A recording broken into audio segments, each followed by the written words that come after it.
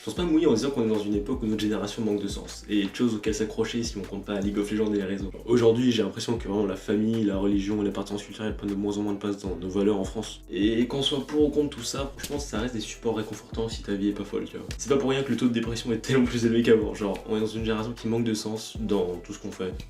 Et je pense qu'il faut essayer de changer ça d'une manière ou d'une autre. C'est pour ça qu'à mon échelle, pour les quelques personnes qui vont me suivre, je vais essayer de montrer qu'on peut remettre un peu de sens dans sa vie. En tout cas, moi j'ai l'impression d'être sur la bonne voie.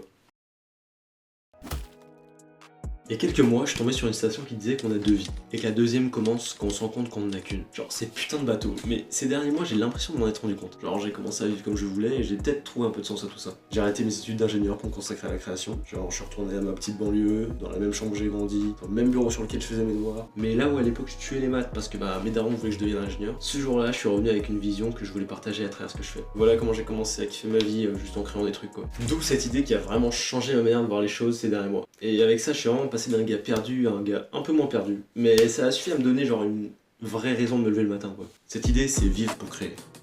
Créer de l'art, des projets, des moments sympas avec des gens ou juste seul. Je voulais vraiment être à l'origine et en accord avec ce qui se passait dans ma vie. Parce que j'avais vraiment tendance à être passif, que ce soit dans mes projets d'avenir ou dans mes relations.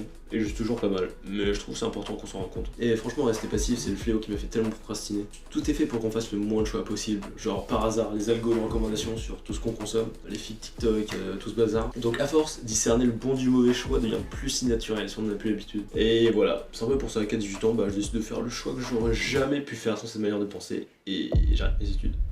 Et ouais, c'est bien beau mais je suis déscolarisé. C'est le premier choix important de ma vie dont je suis complètement responsable, donc faut que j'assure la suite. Parce que ça, j'aurais juste pu suivre un cursus que j'aurais pas eu trop de mal à finir pour avoir un job bien payé qui me plaisait pas, mais bon, ça aurait été resté dans ma zone de confort. Et poursuivre une vie dont j'aurais pas été à l'origine. Et je pense que c'est ça qui m'aurait rendu malheureux. Même si paradoxalement arrêter ses études, c'est hyper stressant. Et c'est vraiment à ce moment-là, quand j'ai pris la responsabilité de mon futur, que j'ai commencé à me sentir vraiment terrorisé, mais genre tellement vivant en même temps. Je venais juste de créer mon nouveau point de départ en fait. Je dis pas que j'étais responsable dans ce choix, genre objectivement, c'était complètement con. Mais j'étais prêt à faire face aux problèmes que j'ai choisis parce que franchement c'est un enfer de résoudre les problèmes que t'as pas envie de gérer. Prendre 100% de responsabilité sur ce qu'on fait ou pas, genre c'est un état d'esprit qui est un peu dangereux. Parce qu'en vrai on peut pas tout contrôler. Mais jusqu'à maintenant ça m'a vraiment pas fait mal. Et franchement j'ai même l'impression d'avoir développé des bêtes de genre capacité d'introspection. J'ai juste à aller voir dans une game de LoL pour voir que c'est forcément de la faute de l'autre quand quelqu'un perd. Ils sont montés sans avis, mais voilà, mais c'était sûr en fait. C'était sûr. I know you're in the stream, Timo. Nice one, dude.